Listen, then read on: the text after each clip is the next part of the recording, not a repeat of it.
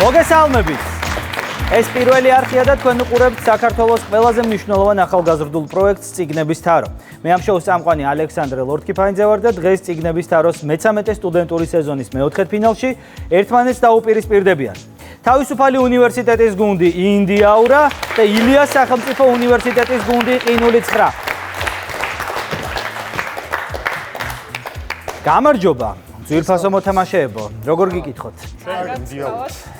მეც კარგად ჩვენივრად და იდეალურად ასეთი შესანიშნავი თამაშის წაყვანა რომ ხვდა წილად, ძალიან ბედნიერი ვარ.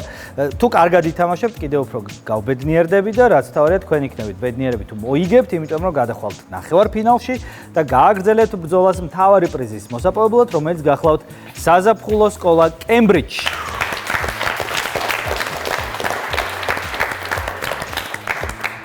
მოდი მანამდე ცოტა გავერთოთ და ნახოთ ვიდეო რგოლი, რომელშიც ინდიაურას და ყინული 9-ს მოთამაშეებმა ერთად სხვადასხვა სახალისო თამაშები ითამაშეს და ესე მოემზადნენ დღევანდელი მეოთხედფინალისტვის.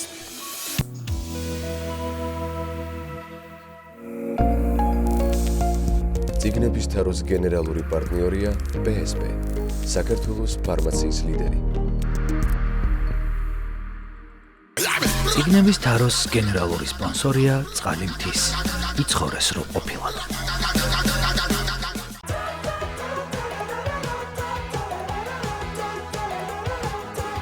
წიგნების თაროს მთავარი მხარდამჭერია საქართველოს ბანკის სტუდენტური ბარათი.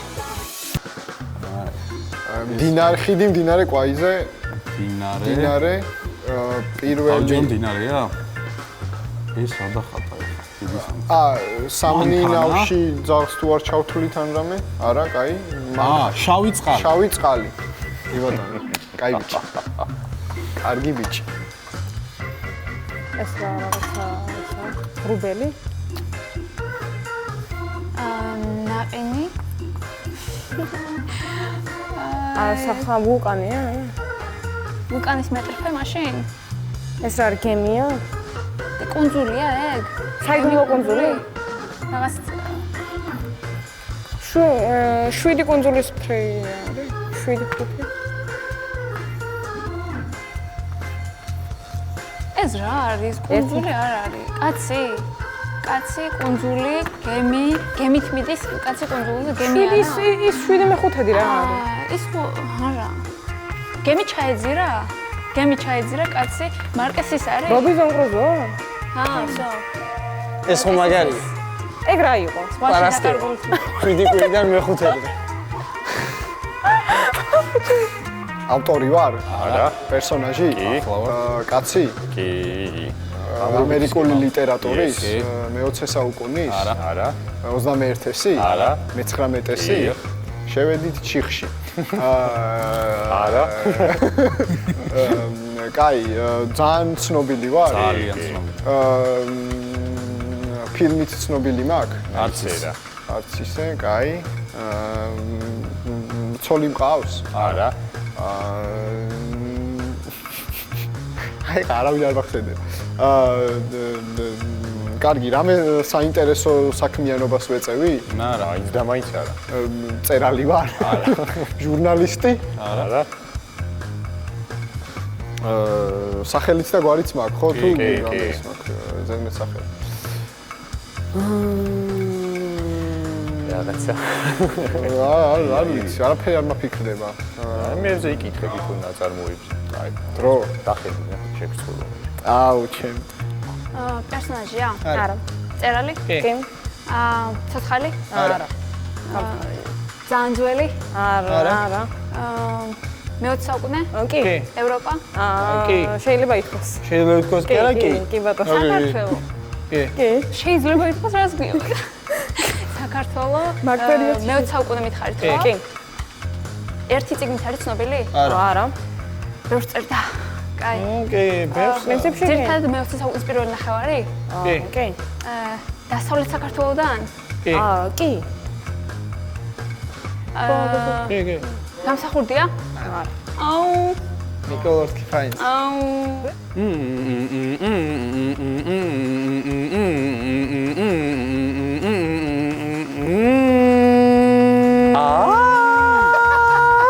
მაგას რა ქვია? გამოიცენ სახელი არ მახსოვს ეს. აბა ტექსტს გაყე. არ მახსოვს ტექსტი, მარტო ის მახსოვს. ვისი არის ეგეც არ მახსოვს. ინფოიდია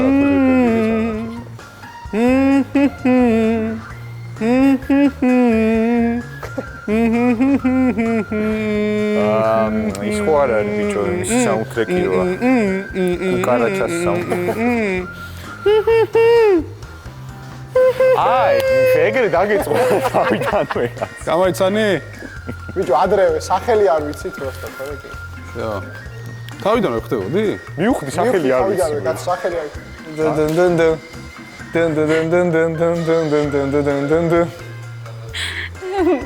რას მივხვდები კიდე?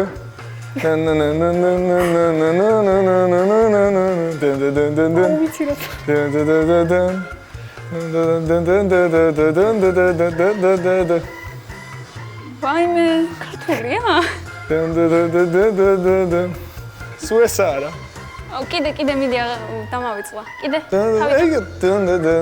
ეხლა სხვა ამას ვერ ვაკეთებ. შესავალში ავყევი.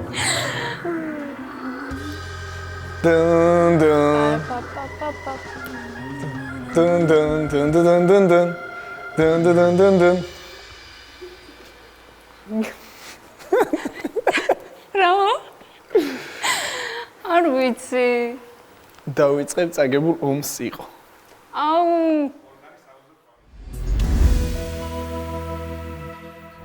აპლოდისმენტები ინდიაურას და აპლოდისმენტები ყინულს ხრას.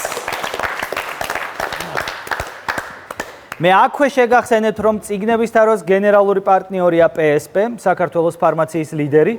წიგნების თაროს გენერალური სპონსორია წყალიმთის, იცხოვრე სრულყოფილად და წიგნების თაროს მთავარი მხარდამჭერია საქართველოს ბანკის სტუდენტური ბარათი. მეგობრებო, მზად ხართ თამაშის დასაწყებად? დავიწყოთ თამაში წიგნების თარო. პირველი რაუნდი. პერსონაჟი.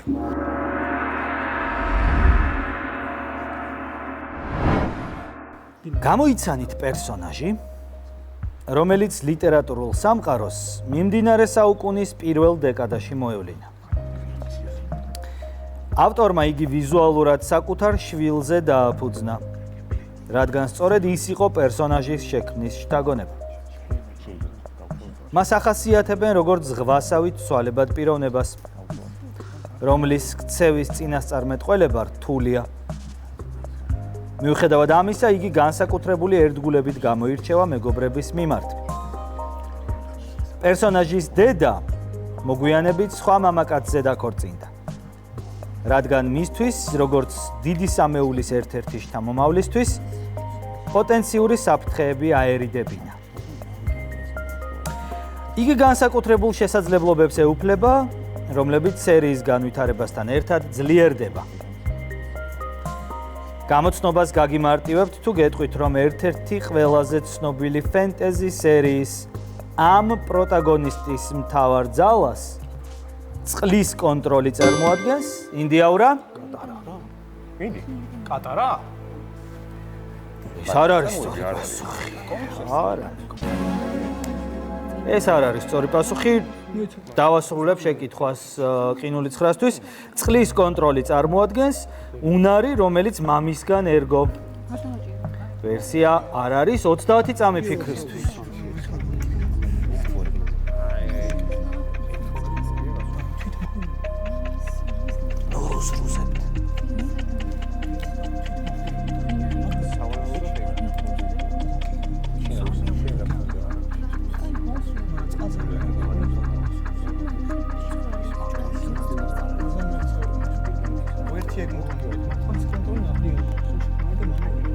სამი, 2, 1. ამოიწურა 30 წამი და დამატებითი მინიშნება სპეციალურად ყინული ცხრასთვის. გამოსაცნობი პერსონაჟი 2005 წელს დაწყებული ფენტეზი სერიის ეპონიმური გმირია. ავტორმა თავდაპირველად იგი შვილისთვის ძილის წინ მოსაყოლი ისტორიებისთვის შექმნა. თუმცა მოგვიანებით გადაწყვიტა, რომ წიგნად გარდაექმნა. ბოლოს გეტყვით, რომ განსაკუთრებით ცნობილია ნაწარმოების კინოადაპტაციებიც, რომლებშიც პოსეიდონის გამოსაცნობი ვაჟის როლი ლოგან ლერმანსა და უოკერ სკობელს შეუსრულებიათ. 3. აბა გისმენთ? რიორდანის სიმიდან მთავარი პერსონაჟები ჭირო 3. 2. 1. რაო მონიკა რას ამბობდი? რატო გავატრავე? პერსონაჟის სახელი ვერ გავახსენე. ო, პენსი ჯექსონია. შენ. აიმე. პოსეიდონი 2, კრიორდანიც კი ითქვა გუნდში. პერსი ჯექსონი რა თქმა უნდა თვითონ მეგობრებო პროტაგონისტი. პროტაგონისტი ხომ მთავარი გმირი უნდა იყოს. პირდაპირ ესე ქვია სერიას პერსი ჯექსონი და რაღაცეები. აი ესე უცნაურად უკულა დავრჩით პირველ რაუნდში, მაგრამ გავაგრძელოთ ჩვენი თამაში. მეორე რაუნდი. ციტატა.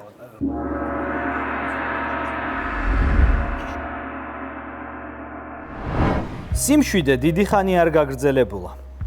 სულ მალე ის აზრები, რაც სოფელში იყო, გაქარწყლდა. ყველა მიხვდა სინამდვილეში რატომ დატოვეს რუსებმა და ჩრდილოკავკასიელებმა ბედოთის სანგრები. სოხუმში ომი დაიწყო და ისინი იქ წაიყვანეს. უკვე ძნელი მისახვედრი არ იყო, რომ მალე ისევ მობრუნდებოდნენ და ლეღვიანსაც აიღებდნენ. მაშინ დიდი შეკრება მოეწყო სოფელში. ხალხის ნაკადი თაფლიანის გორადან შევამჩნიე და მეც იქითკენ წავედი. ყველანი წისქვილის სიახლოვეს იყრიდა თავს. არიქიფაც და ანესაც იქ იყვნენ. სოხუმი შეიძლება დაეცეს. ჩვენი დახმარება უნდათ. საქმე ძალიან ცუდად არის, ამბობდნენ კაცები. სახლისკენ ერთად წავედით მე, არიქიფა და ანესა. იმ ღამით თვალი არ მომიხუჭავს. ვერ ვიძინებდი. თქვენ გათვლა იყოს. გათვლა. ეს არ არის სწორი პასუხი. გათვლაში ცხინვალის რეგიონს ეხება კონფლიქტი. დრო აქვს ფიქრისთვის ინდიაურას.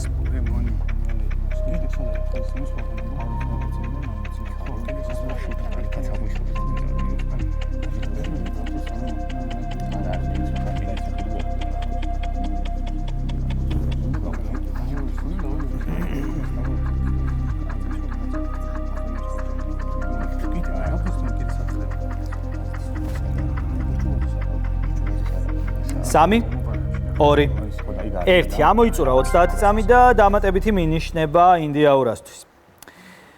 სახლი ერთსართულიანი იყო, დიდი ოთახებით, დღის შუქით სავსე, როგორც რძის შეფერადებული ჭიქა. გარშემო კი როგორც თქვი, ყველგან ყანები იყო. ყანები და ყანები. რომელიც ლეღვიანის ყველაზე დიდი მშვენება იყო. თვალუწვდენელი სიმწვანეები, შემოდგომაზე ოქროს ტალღებად იქცეოდა. მის ჩამიჩუმში და შრიალში აღწევდა მშრომელი ხალხის ფიქრები, მათი ბუნებასთან მიჯაჭვულობა. აბა გისმენთ? ვერციის დონეზე იყო ჩემი ყანა გადაიქცა. არა მხოლოდ ვერსიის დონეზე, ეს სწორი პასუხია მეგობრებო, ეს არის ჩემი ყანა გადაიქცა მერცხლად. სადებიუტო რომანი თანამედროვე ქართველი მწერლის გოგა ქობალიასი, რომელიც ბოლო წლებში ერთ-ერთი გამორჩეული ქართული ნაწარმოებია და ძალიან კარგი რეზონანსიც მოყვა ამ რომანის გამოჩენას ქართულ ლიტერატურაში. ჩემი ყანა გადაიქცა მერცხლად. გავაგრძელოთ თამაში 1-0-ია. ანგარიში წინ გადის ინდიაურა და მესამე რაუნდი. დოკუმენტური.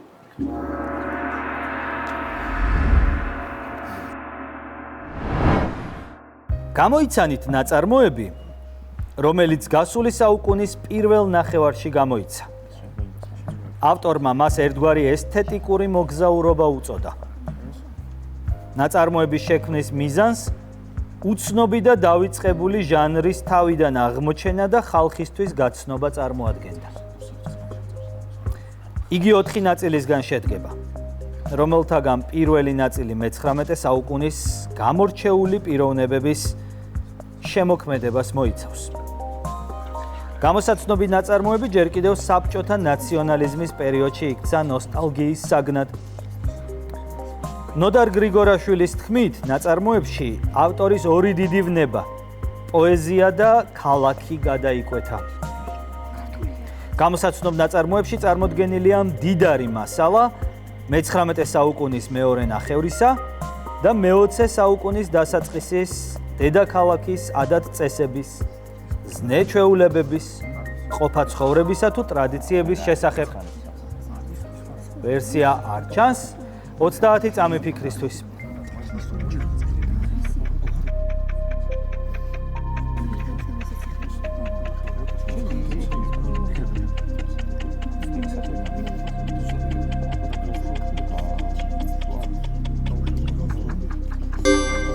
ინდიაურა.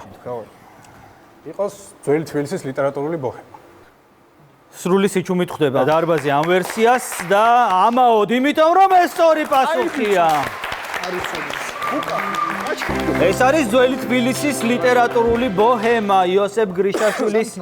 მე ვიტყოდი უმნიშვნელოვანესი ნაშრომი და წიგნი, რომელმაც ბევრი ისეთი ტრადიცია და ამბავი შემოგვინახა ძველი თბილისის შესახებ, რომელიც აპრიორი დაიკარგებოდა, რომ არა ეს შესანიშნავი წიგნი და დიდი მნიშვნელობა აქვს ამიტომ როგორც ისტორიოგრაფიისთვის, ისე, რა ვიცი, ქალაქის მეხსიერებისთვის და ასე შემდეგ და ასე შემდეგ. 3-0 ხდება ანგარიში ინდიაურა კიდევ უფრო წინ გადის მესამე რაუნდის შემდეგ. მეოთხე რაუნდი. სხვადასხვა.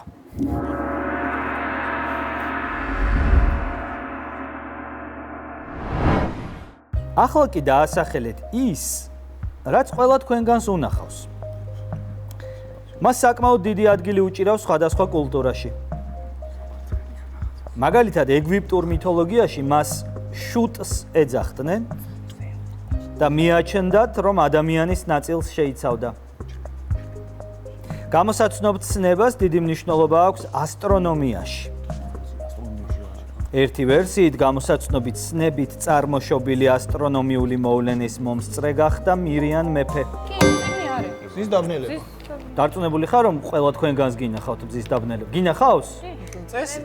ალბათ. არ მახსოვს, მაგრამ მაგრამ მაინც მე მგონი ძალიან თამამი განაცხადი იქნებოდა ეს. მირიანზე გავრისკეთ. იმიტომ რომ ეს არ არის სწორი პასუხი. ყველას არ აქვს. არა მეგობრო. ეს არ არის სწორი პასუხი. ვაგრძელებ ინდიაურასთვის. რაც შეეხება კავშირს ლიტერატურასთან, მას არაერთ ავტორთან ხვდებით. მაგალითად, მისი ინგლისურენოვანი შესატყვისი ჰქვია 2001 წელს გამოსული ფენტეზი ნაწარმოების ერთ-ერთ პერსონაჟს.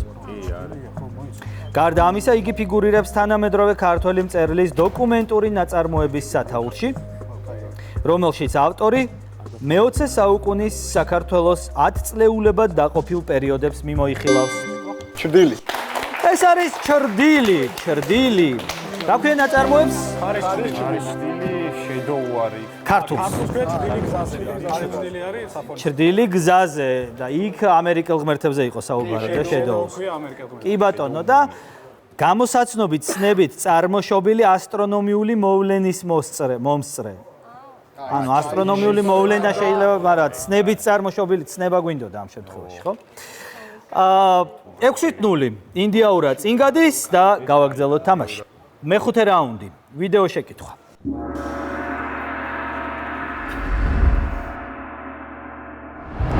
თქვენ უნდა დაასახელოთ ნაწარმოები, რომელიც გასული საუკუნის დასაწყისში გაზეთში დაიბეჭდა და ნაწილობრივ ლეგენდას ეფუძნება. პოემის სიმბოლიზმზე საუბრისას აღნიშნავენ, რომ იგი გარკვეულწილად შიშის გადალახვის მნიშვნელობას გვასწავლის. რადგან სწორედ სახიფათო ქმედების შემდეგ ეზიარება თავარი პერსონაჟი განსაკუთრებულ სიბრძნეს. ნაწარმოების დასაწყისის აღწერისას გრიგოლ რობაქიძე წერს, რომ თავისუფლებაში გაჩენილ პროტაგონისტს არ შეეძლო მონობაში ყოფნა და სასო მიხტილმა სწორედ ამიტომ გადაწყვიტა თავის მოკლა. რითაც მონობის ბორკილი გაწყვიტა და ცირი. არ არის ეს სწორი პასუხი, მეგობრებო. ეს არ არის სწორი პასუხი და ინდიაურამ გააგრძელოს მოსმენა. ბოლოს გეტყვით იმასაც, რომ ქართველი კლასიკოსის გამოსაცნობი პოემა ხევსური კაცის ტრაგიკულ ამბავს მოგვითხრობს, რომელიც ქაჯების ტყვეობაში თვითმკვლელობას გადაწყვეტს, თუმცა სიკვდილის ნაცვლად ჯადოსნურ უნარს დაეუფლება. ინდიაურა აჭერს ბოლოს სიტყვაზე და დაასახელებს გველის მჭამელი. გველის მჭამელი. კიდევ რა ვერსია გქონდათ? არა, სხვა არაფერი. გველის მჭამელი გქონდა პოემა მარტო. ხო. პოემამდე? პოემამდე არ ვიტყვით რა გქონდა. აი თუ მოვიდეს. გველის მჭამელის სწორი პასუხია. მეგობრებო, ეს არის გველის მჭამელი, ნამდვილად. და შედეგად ანგარიში ხდება 9-0. კიდევ უფრო წინ გადის ინდიაურა მეხუთე რაუნდის შემდეგ 4 რაუნდი გვაქვს დარჩენილი, თამაშის შემოტრიალებაც ჯერჯერობით შესაძლებელია და ყურადღებით იყავით. მეექვსე რაუნდი ასოციაცია.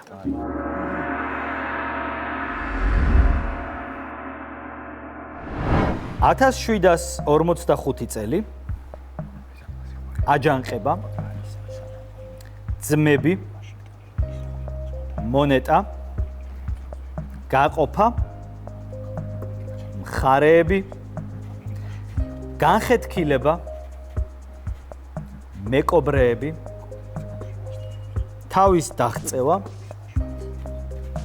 ქონება. გადასახლება. კულოდენის ბრძოლა. იაკობიტები. დიურიების ოჯახი. შოტლანდია.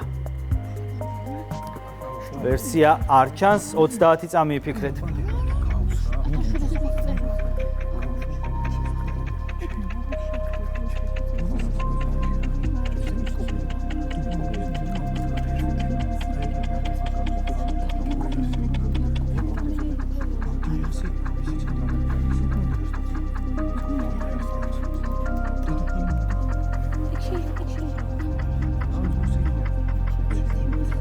სამი, 2, 1.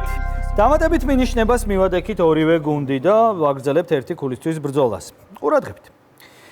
მეფე ჯორჯ მეორე, ჯეიმსი, ჰენრი, რომანი, გვარი. ინდიაურა ჭერს ბოლოს და ეცდება ერთი ქულის მოპოვებას. ეს არის 3. ბატონი ბალანტე. კონდა რა თავიდანვე, კაია. ორი ქონდა და როდის გქონდათ ეს ვერსია? ეს სამიანზე მქონდა შოტლანდია გაყოფა და რაღაცები, მაგრამ მე რობროიც სადახართ აქამდე, სადახართ აქამდე. 10-0 ხდება ანგარიში. ეს არის ბატონი ბალანტრე, რობერტ ლუის სტივენსონის რომანი. უკვე მეგონა რომ ჩავარდებოდა ეს რაუნდი, აღარ მეგონა თუ გაგახსენდებოდათ ამდენი მინიშნების მერე, მაგრამ ეთყობა ბოლომდე ვერ დაიჯერეთ ეს ვერსია, რომ მანამდე გაგერისკათ, თორემ შეიძლებოდა როგორც ჩანს უფრო მეტი ქულის მოპოვებაც. ასეა თუ ისე არ ჩავარდა რაუნდი, ქულა უпростоრად მოიპოვა ინდიაურამ და მე-7 რაუნდი. ავტორი.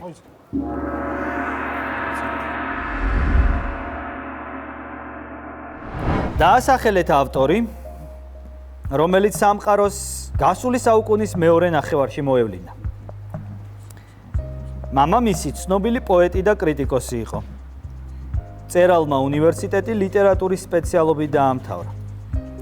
სწორედ სწავლის დროს შეარჩია ფსევდონიმი ყვავილის სიყვარულის გამო. სამწერლო კარიერა 1987 წელს მიმტანად მუშაობისას. ბანანეოში რატომ? ბანანა სახელი მანდ შერჩეულა. უნივერსიტეტში დავდოსვათ წესით შერჩეული სახელი. მეორე საუკუნის სახელი ბანანა რა შუაშია, ვერ მივხვდი. ბანანის სცენარის გამო აქ შერჩეული სახელი. ყვავილის გამო. ბანანის ყვავილი. რაღაც მომენტში ყვავილია. ანუ ბანანს ყვავილი აქვს, ბანანის ყვავილს. სანამ გადაიქცევა ხელი. ბოტანიკაში ვერ ვერკვევით, მაგრამ ლიტერატურაში მშვენივრად ერკვევით, მეგობრებო. ეს არის ბანანა იოშიმოტო და ეს არის სამი ქულა ინდიაურას აქტივში. მერვე რაუნდი, ეკრანიზაცია.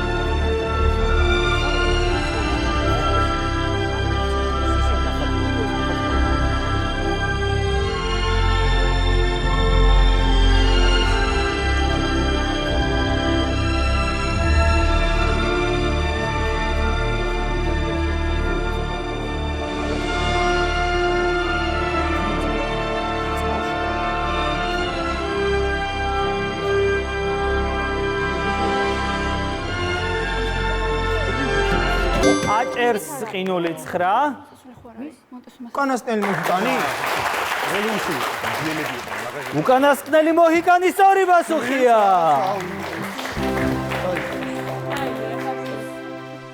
13-3 ხდება ანგარიში, 10 ქულამდე ამცირებს სხვაობას ყინული 9 და 1 რაუნდი ხრჩება სათამაშო ლიტერატურულ რაუნდებში. მე-9 რაუნდი, ნაწარმოები.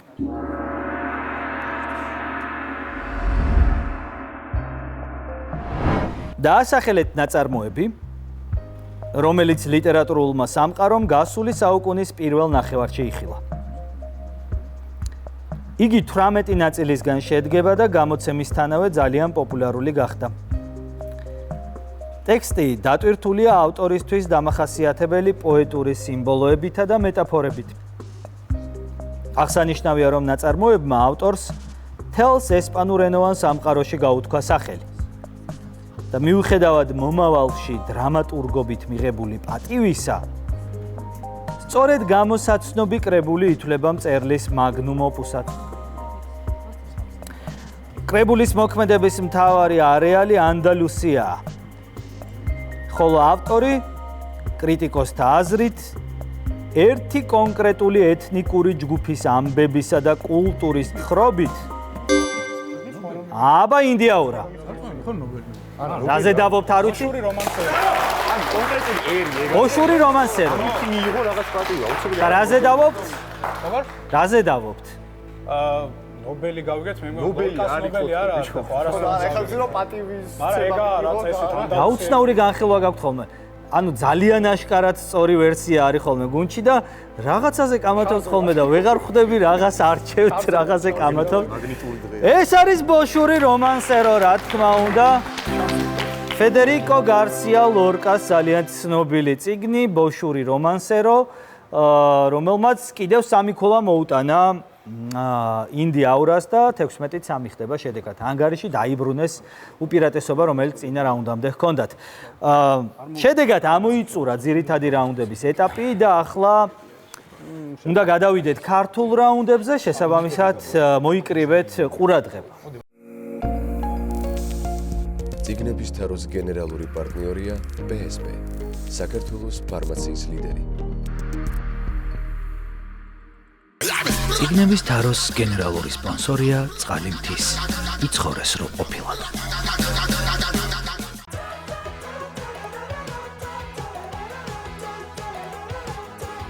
წიგნების თაროს მთავარი მხარდამჭერია საქართველოს ბანკის სტუდენტური ბარათი. პირველი ქართული რაუნდი ისტორია.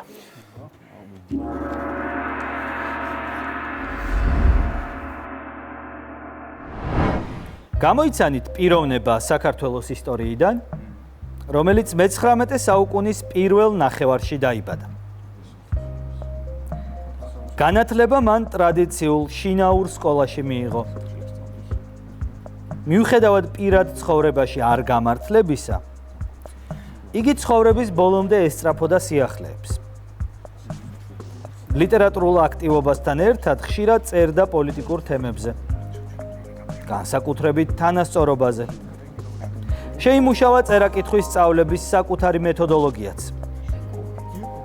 მისი სტატიები ხშირად იბეჭდებოდა ისეთ ჟურნალ-გაზეთებში, როგორებიცაა ცისკარი, დროება, ივერია, კვალი და ჯეჯილი. ბოლოს გეტყვით, რომ მრავალ სხვა დამსახურებასთან ერთად სწორედ გამოსაცნობი ქალია. აღარ მათქმევინეთ ვინ, მაგრამ უნდა დაასახელოთ ეს ქალი. ეკატერინე გაბაშვილი. ეკატერინე გაბაშვილი. ეს არ არის სწორი პასუხი.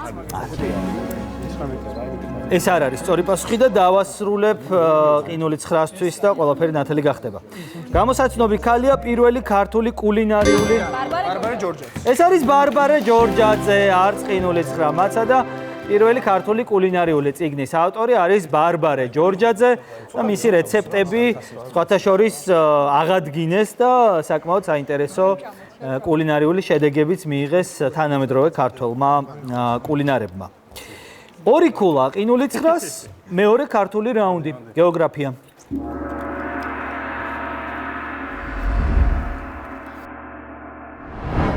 დაასახელეთ ის, რაც დასავლეთ საქართველოში მდებარეობს და 5 მუნიციპალიტეტის ტერიტორიას მოიცავს. თანამედროვე სახით ის 1999 წელს დაარსდა. 2021 წელს აქ არსებული ტროპიკული ტყეები და ჭაობები იუნესკოს მსოფლიო მემკვიდრეობის ძეგლთა სიაში შევიდა. გარდა ბიომრავალფეროვნების შენარჩუნებისა, იგი მნიშვნელოვან ფაქტორს წარმოადგენს მიგრირებად კოლხეთის ეროვნული პარკი. ეს სწორი პასუხია, მეგობრებო, ეს არის კოლხეთის ეროვნული პარკი. მიგრირებადი, მიმომფრენი, წყალმცურავი ფრინველებისთვისაც მნიშვნელოვანი არეალი ყოფილა და შესაბამისად სწორ პასუხადაც გაისმა სწორედ ყინული 900 მაგიდიდან 2 ქულაც მიიღო შესაბამისად ილიას სახელმწიფო უნივერსიტეტის გუნდმა. გავაგრძელოთ თამაში. მესამე ქართული რაუნდი. კულტურა.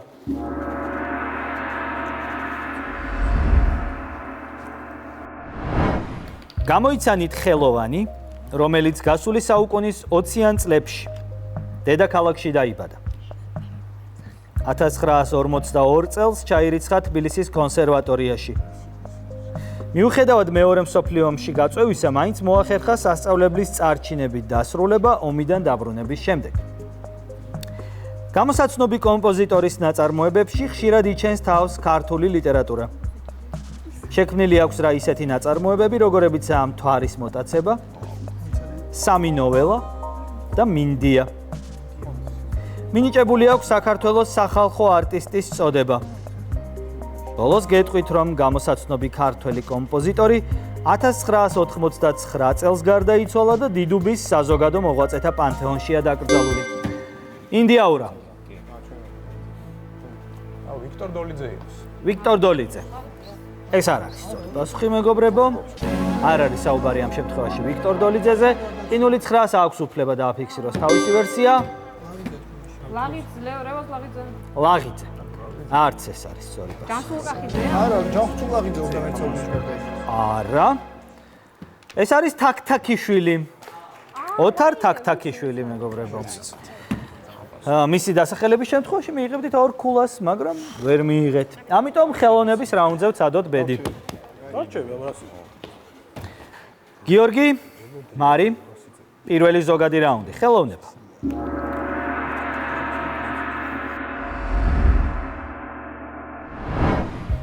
გამოიცანით ის, რაც გასული დეკადის მეორე ნახევარში შეიქმნა. მასზე მუშაობა ჯიმ პარსონსმა თავისი წინა პროექტის პროდიუსერებთან ერთად 2016 წლის ნოემბერში დაიწყო. იდეის ჩამოყალიბებისა და მსახიობების შერჩევის შემდეგ კომპანია CBS-მა მას გამოსაცნობი სერიალის სეზონი შეუკვეთა. 2024 წლის დასაწყისში ეთერში სერიალის მე-7 და ბოლო სეზონი გავიდა. ბოლოს გეტყვით, რომ ეს ამერიკული სერიალი ცნობილი სიტკომის პრიკველს წარმოადგენს და მისი მთავარი პერსონაჟის მოზარდობის პერიოდს გვიჩვენებს. Young Sheldon. ზრიზო გამიხარია. აპლოდისმენტები, მეგობრებო. Young Sheldon, ანუ ქართულად Sheldon-ის ბავშვობა, ან თუ გეკნებათ ახალგაზრდა Sheldon, მაგრამ Sheldon-ის ბავშვობად უფრო ითარგმნა. ეს 2 ქულა ინდიაურას აქტივში და მეცნიერების რაუნდზე მოთამაშეები. გუკა, მონიკა, მეცნიერების რაუნდს წარმოგიდგენთ PSP, საქართველოს ფარმაციის ლიდერი. მეორე ზოგადი რაუნდი, მეცნიერება.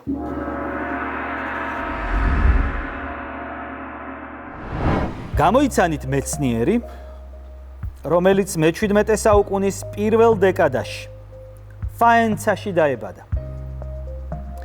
რომში მათემატიკური განათლების მიღებიდან მალევე გამოსაცნობი მეცნიერი ტოსკანის ჰერცოგის კარის მათემატიკოსი და ფლორენციის უნივერსიტეტის პროფესორი გახდა.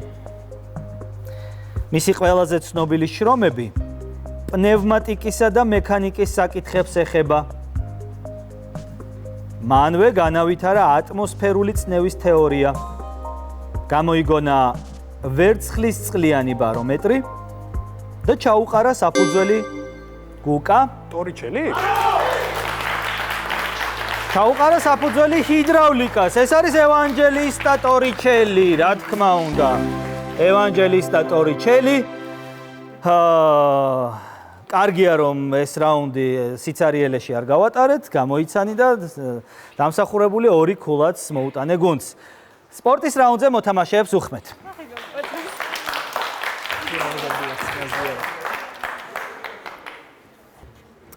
ნიკა, ლევან, მესამე ზოგადი რაუნდი, სპორტი.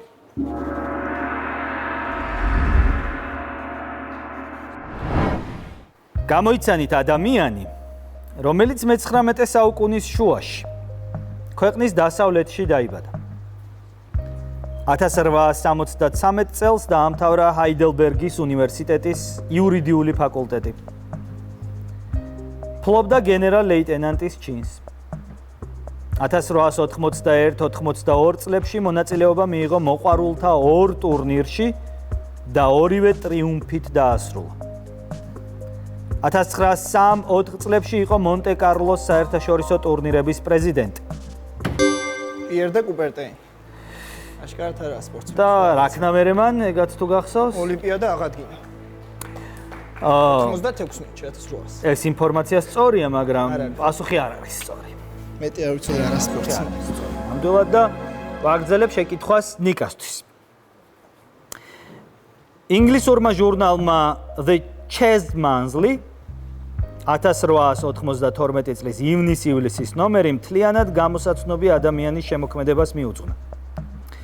შეკითხვის ბოლოს გეტყვით, რომ ეს ქართველი დიდებული, გამორჩეული მოჭადრაკე და ქართული ჭადრაკის მეცენატი იყო. 3, 2, 1. ვინ? ალექსანდრე დადიანი. ანდრია. ეს არის ანდრია დადიანი. ცოტა რომ მოგეცადა, მხოლოდ გვარითაც ჩავთვლედი, რა თქმა უნდა, ანდრია დადიანი ფენომენალური ქართველი მოჭადრაკე იყო და არა მხოლოდ მოჭადრაკე, შეიძლება პოლიმათიც უწოდოთ, იმიტომ რომ ძალიან ბევრ სფეროში მოღვაწეობდა და მრავალმხრივ ნიჭიერი ადამიანი გახლდათ. ბლიცის მოთამაშეებს უხმეთ. გუკა და მონიკა ითამაშებენ ბლიცს. ბლიცის ეტაპს წარმოგიდგენთ საქართველოს ბანკის სტუდენტური ბარათი. გუკა, პირველი შენთან ვთამაშობ, მზად ხარ? კი. დავიწყოთ ბლიცი გუკასთან.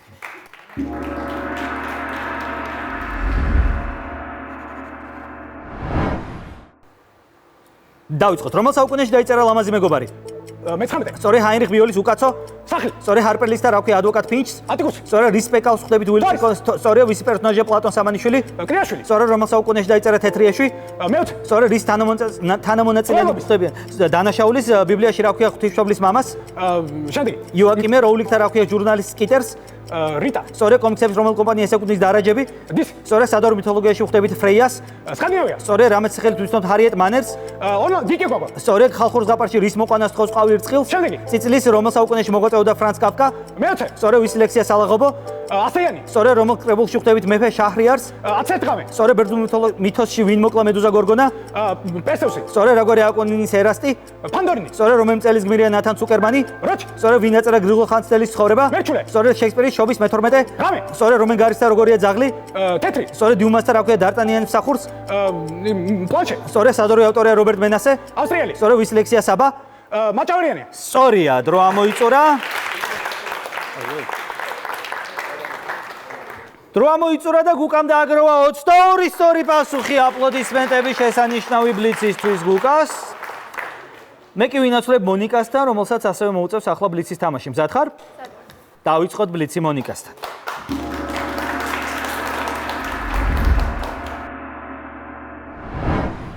დავიწყოთ. რომელ საუკუნეში დაიწერა კაცი, რომელიც იცინის? მე-19. სწორედ შტეფან ცვაიგის საჭადრაკო? სწორედ რუმენ კეპოუტის და რა ქვია გოლაითლის? ჰოლივუდი. სწორედ წითელი სიკვდილის რას ხვდებით ედგარ პოსტან? სწორია ვის პერსონაჟია ლუარ საფთათქარიძე? ილია. სწორედ რომელ საუკუნეში გამოიცა წინაპართა ძაღილი? მეოცე. სწორედ რის მოწმეს ხვდებით ქრისტეს წიგნის ბრალდების ბიბლიაში რა ქვია მარიამ ღვთისმშობლის დედას? ანა. სწორედ როულითა რა ქვია მაგიის მინისტრ ფაჯს? ჰორაციო. კორნელიუსი კომიქსების რომელ კომპანიას ეკუთვნის ფანტასტიკური ოთხეული? მარველი. სწორედ სადორ მითოლოგიაში ხვდებით ჰეიმდალს? სკანდინავია. სწორედ რამეც სახელით მიცნობ პენი პორტერს? შემდეგი. ონლაინ გოგო ხალხურ ზღაპარში რის მოშორებას თხოვს თაგვირწყილს? შემდეგი. კატის რომელ საუკუნეში მოღვაწეობდა ხორხე ლუის ბორხესი? მეოცე. სწორედ ვის ლექსია მასში გამარჯვება? მაჭარიანი. ტიციანს ვინ უყვება ზღაპრებს მეფე შაჰრიარს? შერაზა. სწორია ბერძნულ მითოლოგიაში ვინ მოკლა მინოტავრი? შემდეგი. თეზევსმა რომელი წელს გმირია ოსკარ შერი? შემდეგი. ფოერის რაგვარია ლარსონის მიქაელი? ლუკასი. სწორედ ვინ დაწერა აბოს წამება? საბანძე. სწორედ შექსპირის ჭირვეულის? მოჯრება. სწორია რომელი გარიცა როგორი აღზრდა? სწორედ ვერნერ რა ქვია ფილიას ფოგის დამხმარეს? პასპორტი. სწორედ სადავრი ავტორია მატიას ენარი? ესპანელი. ფრანგი. აიმე. დრო ამოიწურა. დრო ამოიწურა და მონიკამ დააგროვა 16 სწორი პასუხი. აპლოდისმენტები მონიკას და დაუბრუნდით მოთამაშეების სათამაშო ადგილებს, რომ გამოვაცხადოთ საბოლოო ანგარიში. და საბოლოოდ ანგარიშით 42-23 ნახევარფინალში ადგილს იბევებს თავისუფალი უნივერსიტეტის გუნდი ინდიაურა. გილოცავთ მეგობრებო. გილოცავთ, ჩვენიერი თამაში ჩაატარეთ, ნახევარფინალში გადახვედით, ანუ ორ ნაბიჯში ხართ უკვე სანუკარ მიზანთან და გისურვებთ წარმატებებს. აპლოდისმენტები კიდევ ერთხელ ინდიაურას. მედალს მეორე მხარეც აქვს, ბუნებრივია, სეზონს ეთიშება ძალიან კარგი გუნდი. ყინული 9 ილია სახელმწიფო უნივერსიტეტი და მოდით ხურვალი აპლოდისმენტებით დავაჯილდოვოთ ისინიც. გული არ გაიტეხოთ მეგობრებო. რა გაეწყობა? მეც უნდა დაგემშვიდობოთ. გეტყვით რომ ერთმანეთს წიგნების თაროში შევხვდებით, თქვენ უყურეთ ჩვენს შოუს და უგულშემატკივრეთ გუნდებს საქართველოს ყველაზე მნიშვნელოვან ახალგაზრდულ პროექტში. ნახვამდის.